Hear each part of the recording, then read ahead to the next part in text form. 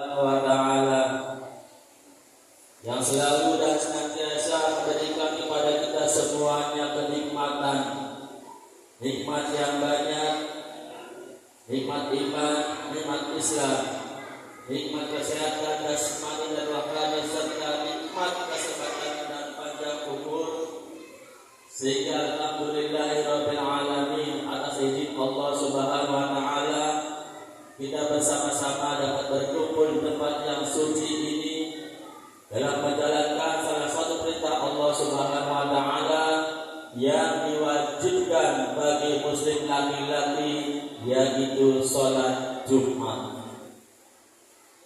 Salawat dan salam semoga terlimpahkan tercurahkan kepada baginda Nabi Muhammad sallallahu alaihi wasallam, Allahumma shalli wa sallim beserta para keluarga, para sahabat dan kita umatnya, yang mudah-mudahan kita semua termasuk umatnya yang setia hingga di akhir zaman. Amin ya rabbal alamin.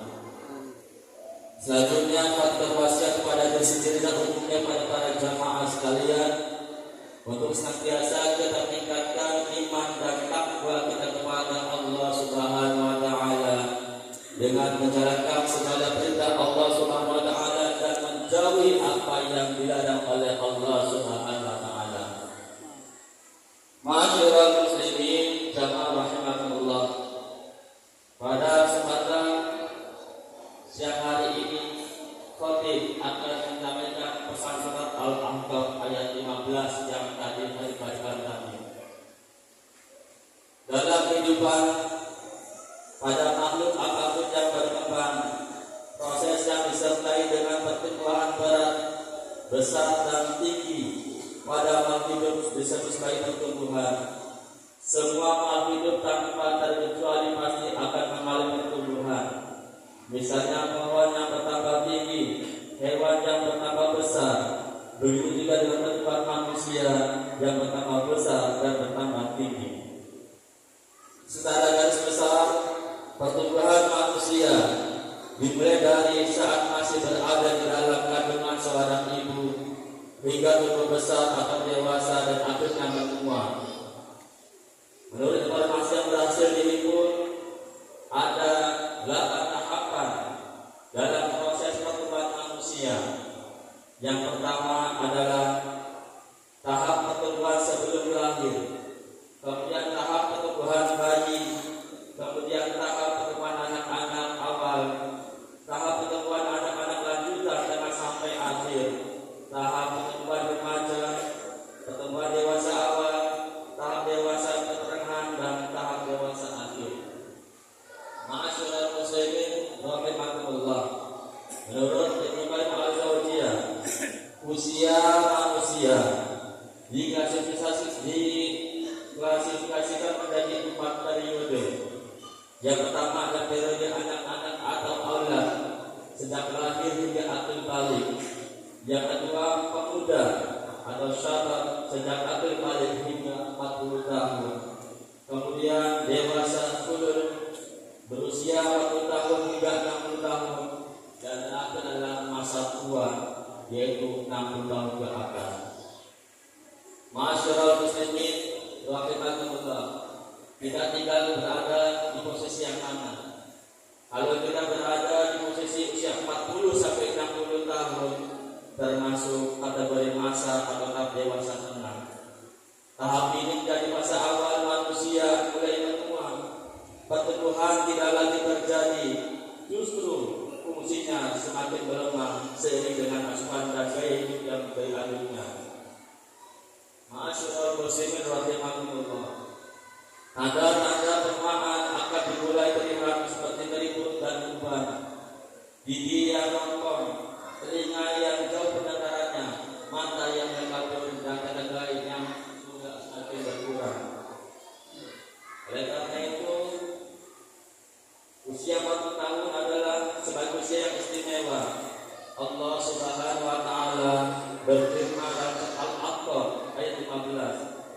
A'udzu billahi minasyaitonir rajim. Bismillahirrahmanirrahim.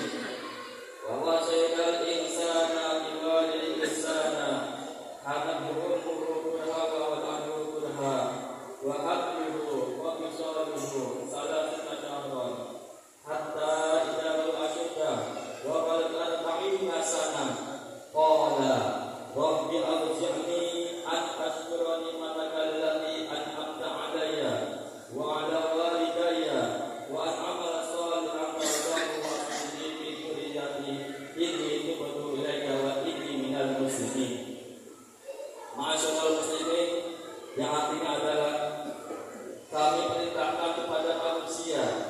supaya berbuat baik kepada dua orang, yaitu ibu bapanya. Ibunya mengandungnya dengan susah payah dan melahirkannya dengan susah payah pula. Mengandungnya sampai menapinya dan 30 bulan, sehingga apabila dia telah dewasa dan umurnya sampai 40 tahun, ia berdoa, "Ya Tuhanku, tunjukilah aku untuk mensyukuri nikmat Engkau yang telah Engkau berikan kepadaku dan kepada ibu bapakku, dan supaya aku dapat berbuat amal yang soleh yang Engkau ridhoi.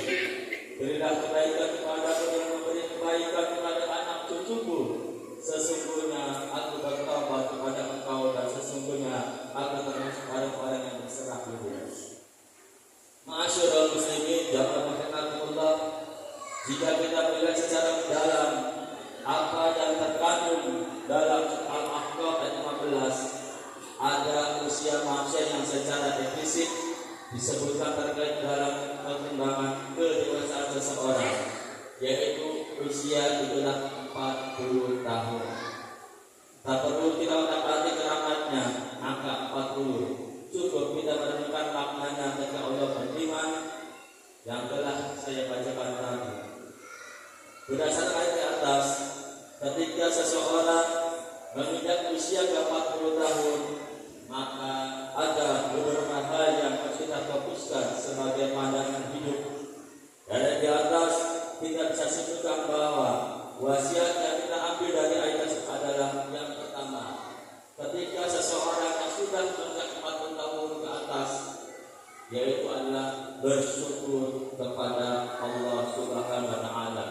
La in syakartum la azidannakum wa la in kafartum inna 'adzabi lasyadid.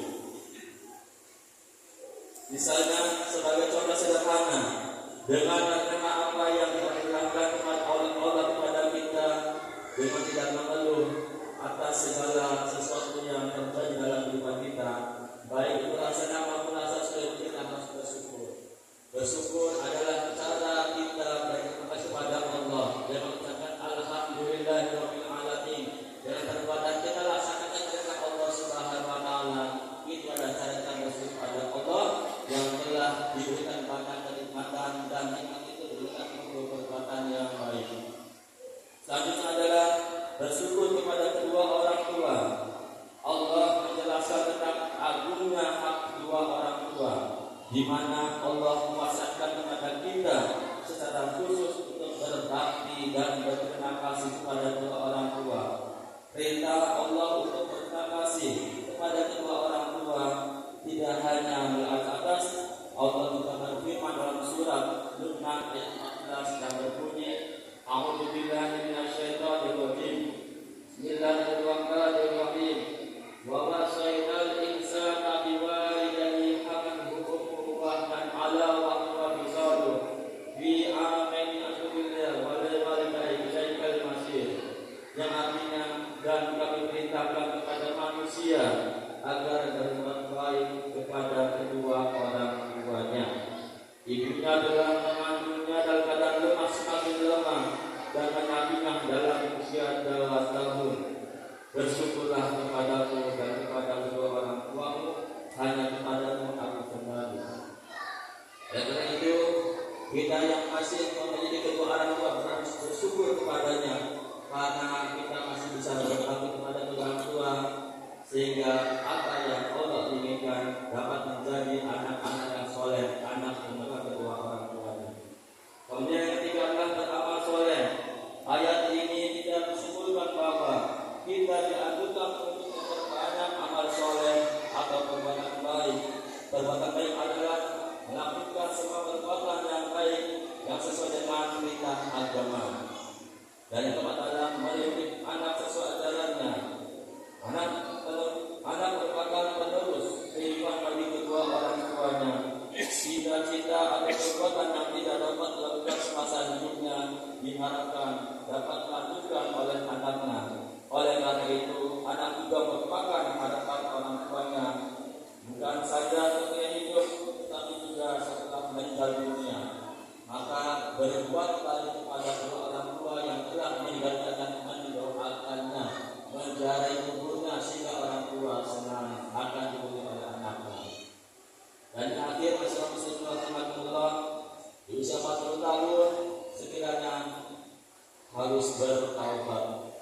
Pada akhir surat Al-Alaq tersebut menjelaskan tentang panduan bagi orang yang sudah berusia 40 tahun untuk bertaubat, berserah diri kepada Allah Subhanahu wa taala. Sudah bukan untuk main-main, sudah bukan masanya, sudah bukan untuk bermaksiat, karena tidak tahu kapan umur kita akan diambil. Ma'asyiral muslimin rahimakumullah. Setelah saya itu angka 40 tahun juga muncul dalam hadis Rasulullah Shallallahu Alaihi Wasallam. Manusia dengan usia 40 tahun tidak memiliki makanan mengolah data, menggunakan akal. Oleh karena dalam hidup seseorang hingga akhirnya dapat hingga setelah usia 40 tahun.